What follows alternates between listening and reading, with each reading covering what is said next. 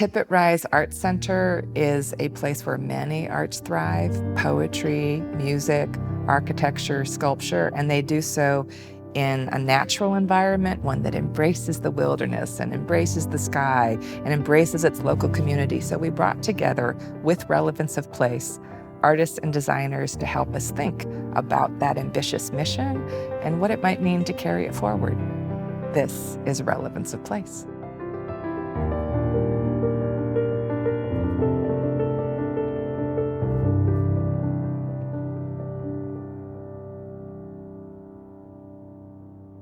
Walter, hello, welcome. It's so wonderful to have you here at Tippet Rise, but it's a really special thing for me to be here with you, with somebody who knows so much about landscape and thinks so deeply about what landscape even means. And I wonder if you could sort of set the scene about how you understand landscape architecture and how you see yourself working within, but maybe against or adjacent to that. I'm trained in landscape architecture. I'm also trained in architecture. And I'm also trained in urban design, and I have an art degree in art practice. And so my early, foray into design was through landscape architecture. It's a formal training. The professional training is really about how to put houses, how to design parks, how to design very functional places for people to use and inhabit different landscapes. And I found that the rhetoric of how I talked about making those landscapes were really different from the things we were implementing. So we were saying we were going in and we were providing new places for communities and that we were providing equity and all of these things, and we were basically putting in standardized playgrounds, right, and those kinds of things that had very little emotive or any kind of, spirit to them. I saw that landscape just was not fulfilling me. And in studying architecture, I was employed by a famous landscape architect, Garrett Ekbo, he's considered the father of modern landscape architecture. He went to Harvard and changed the paradigm in Harvard. So what's the modern? The modern was a kind of divorcing landscape architecture from the great English gardens, from the great Italian garden traditions. And really, the early landscape architects in the 20s at Harvard, they were wanting to be more like Gropius, right? They wanted to look at Kandinsky. They wanted to look at what was happening in the art world as well as what was happening in architecture. And that really created a context for me to start questioning then, what was the art of landscape? At times it could be architectural. At times it could be about preservation and conservation and reservation. But it was not always, it wasn't singular. It allowed landscape architects to move away from the classical because they didn't really have a modern genre to fall back on. And so they looked at paintings. They looked at two-dimensional paintings, Clay, Kandinsky, a lot of the abstract expressionists, Miro, right, as a way to make form. And so you see it very early in the California landscape where you see the Donnell Garden by Thomas Church, which is a canonized garden in Sonoma where it's a kidney-shaped swimming pool. And so you start to see these Moreau forms in these landscapes, and then they're talking about the sloughs of Sonoma. Which from are already there. And they're seeing these relationships between landscape form and art. If you look at that early set of modern landscape works, they were tied to place in ways that today we're completely removed from because people were engaging landscape but also engaging culture, right? In a way that allowed them not to just mimic what was local, but to be obsessed with its form. Then one day I looked around and saw that everything was becoming the same and no one was questioning sameness, and I stopped doing analysis. And I think this was through an architect, Giancarlo Di Carlo, an Italian architect.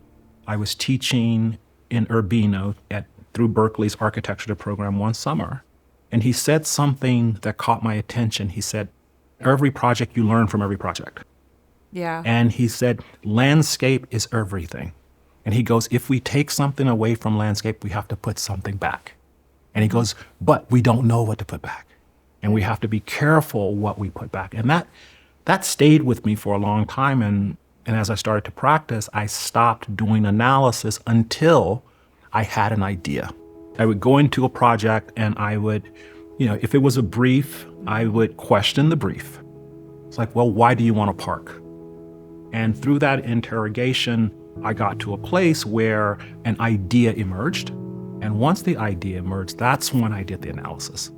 I then went into projects with none of that stuff. Yeah, right. Right? None of those, that preconceived notion of relevance. And then I had to find ways of teasing out with people what was relevant to them, which meant that I had to be less about myself. I had to learn to listen. I had to learn how I saw messiness, how I saw all these things that I was trained, right, to think about as negative. And so it's just a very different thing. And that's something I don't say I struggle with, but that's something that I'm still consciously aware of. That you'll always be learning. Yeah. You always have to. And that in most cases, in most projects, I have to challenge myself. Because I'm also becoming. And so I'm listening to, phenomenologists or all these other more abstract ways of thinking about design versus I still have to keep my head to the ground for those mundane things. Yeah. And those mundane things I find are what most people respond to. Yeah, even you use the word mundane, but they might. For them, it's like celebratory, right? But on one hand, I have to somehow train myself that, if someone's has a yard sale on their driveway, that's a place of celebration, not a place of poverty. To me, make me happy when I'm able to do that. Well, right? You were looking, these worldviews and these encounters are constantly changing you. Yeah, and they allow the work, though, for everything to be dynamic. And it allows for you to have ways to talk with multiple communities. If you were to abstract a little bit and sort of meditate for a bit on the word relevance and the word place, what associations come up for you? Well, I guess I could deduce it to mean place being a thing. If I could objectify place and just get rid of all the psychological or all the social connotations associated with just linguistically the word. And then what does it mean to you? Right? And it always occurred to me like piazzas, places, these centers of town. The town square. They have that power because there's something collectively that everyone can agree that that's the spot.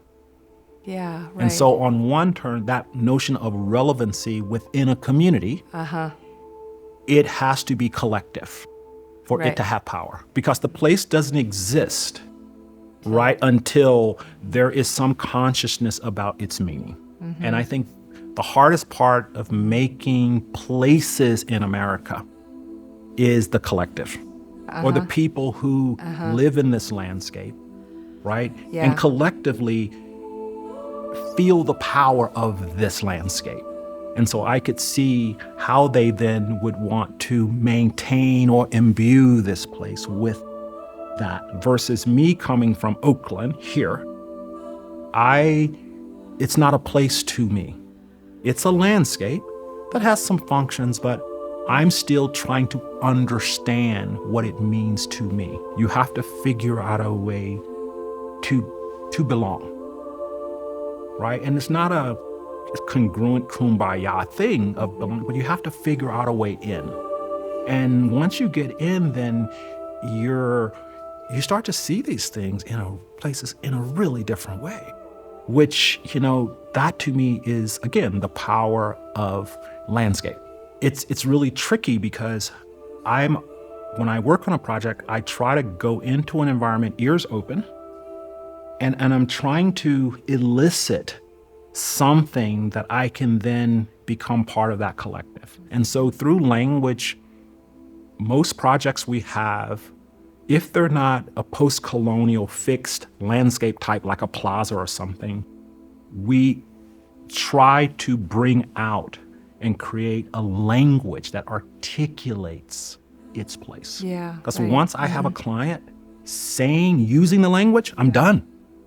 I don't have to argue about, oh, you got to do this. They're just done. the solar strand, they started putting glasses on, giving kids glasses, solar strand hats. And it became a way. And I was like, wow, okay. this is powerful. So in part, this is starting because you were resisting the idea of placemaking, because that term suggests that you're supposed to come in and make a place that isn't already there, and you're about listening. Or bring another place in. Right, exactly, and right. But then also your stories are turning to the power of language, which is really interesting. And it's just occurred to me, it's one of the first times we've started to talk really about language. I use linguistics now as a way for me to deconstruct landscape, particularly the post-colonial landscape, because those words, and I use the place, plaza, square, all these things are loaded. Alley, they're loaded with this kind of Western European idea about cities, about how to actually create communities. And when you bring that to a pre-Columbian landscape that has a completely other set of metrics, language, and ways to reference, when you put those two things together, it creates this duality. And if you're not aware of those dualities, then you could end up marginalizing one or over the other. But then there are the mimic appropriations that might happen. And those are happening maybe through our gardens and the ways that we might even learn from one another. And then there's a whole new place where we can invent. And that's where new words come. When I'm not encumbered by the colonial, I can then use these new words to talk about the solar strand or the Jackson Terrace, or, to really think about landscape. But you can also decontextualize the colonial. I mean, meaning that some of these, terms or practices or designs have their colonial history.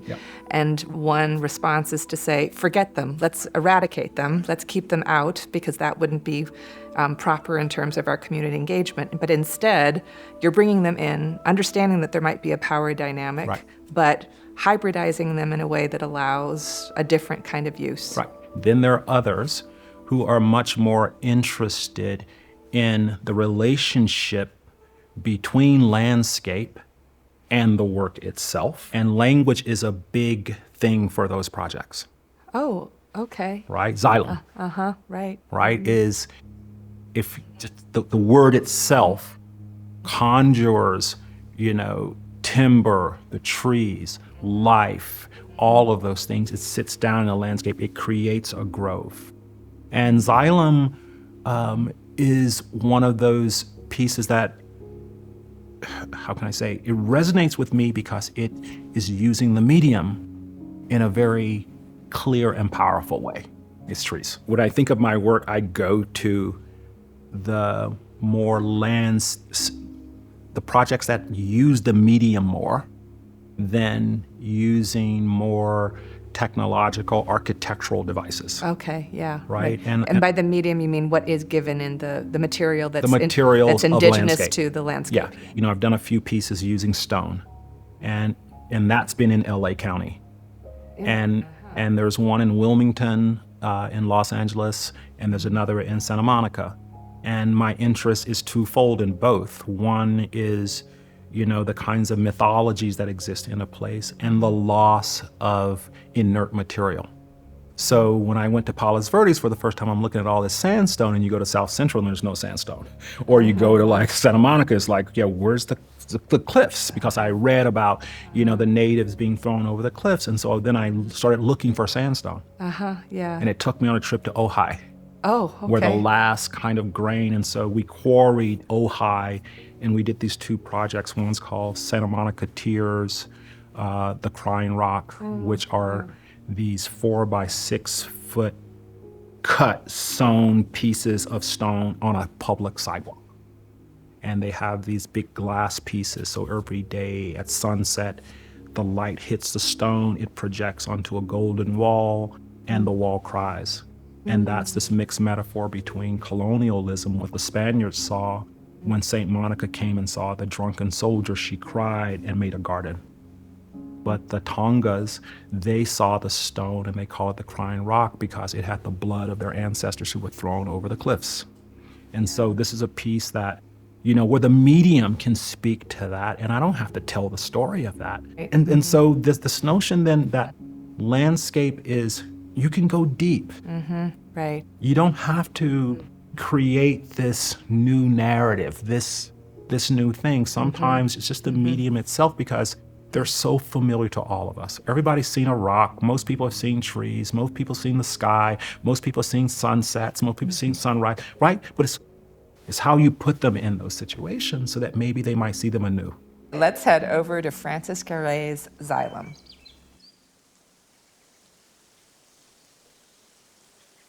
Xylem was one of the pieces that I was attracted to for a few reasons. One, of its primitive nature. Just seeing trees vertically, set in this low landscape, I immediately thought of a grove of trees. But I also thought of the kind of primitive construction, that it didn't look like a piece of architecture. It looked like a piece of sculpture. And then coming here and actually experiencing it, it's even more than that. It actually is almost a metaphor, sculpture in an expanded field using Rosalind Cross's sort of, way. It's a very axiomatic structure in that doesn't have any characteristics of architecture. It doesn't try to be a roof. It doesn't try to be a wall. It actually feels as if the trees are actually just levitating, and they come together to create a space in which you can see trees anew in a landscape. And so that's a very powerful idea, right? I mean, to actually see a thing, a tree, as a thing that can become actually a piece of architecture, versus I have to take the tree apart and then I have to reassemble it to make architecture. So those are very different ways of seeing the world. You said you called it sculpture. For me, sculpture is something that I can experience. I can move around and I can have many different experiences unchoreographed. This object allows for me maybe to see place differently, but to see itself differently, versus a piece of architecture is something that's highly choreographed. You're forced to experience it based on what the architect wants you to do. And to me, sculpture kind of frees itself up from that. And so I would imagine whoever comes to Xylem is going to leave with a different experience, a different memory, and a different feeling. And that is a powerful thing when you see people coming to something like when I come to Xylem, like all of a sudden there's this kind of energy that's being transferred between the piece and myself. Yeah, well, so I'll just say for me, that's the art part. That's the part of what, whether we call it site-specific art or conceptual art, that the intervention, an aesthetic intervention in the ground that is not about function, but about sort of an invitation to see differently, to see things that have been sort of normalized for you so much that you don't even see them anymore. And that, so to me, that's the art part. When you say, and I think that also it's really striking, you say that this feels like it's something of this place, and it is. And it's also an intervention created by an architect and artist who hails from West Africa, hails from Burkina Faso. You brought up at the beginning of the conversation about what it means to, have some kind of global conversation that is still highly local. Coming here to Montana to experience. Yeah. Well, the medium of landscape is the same everywhere, right? I mean, we have the ground, we have inert material. There might be sandstone here, granite there. We have trees, we got sky, right? And then we have the phenomenological aspect, light, weather, all these things. They're the same everywhere you go on this planet. It's how we see ourselves through that medium. We see ourselves in a landscape that's highly manicured most of the time, highly organized, versus other places where they're the backdrop for a lot of people, it's messy, right? It's things are crashing into one another.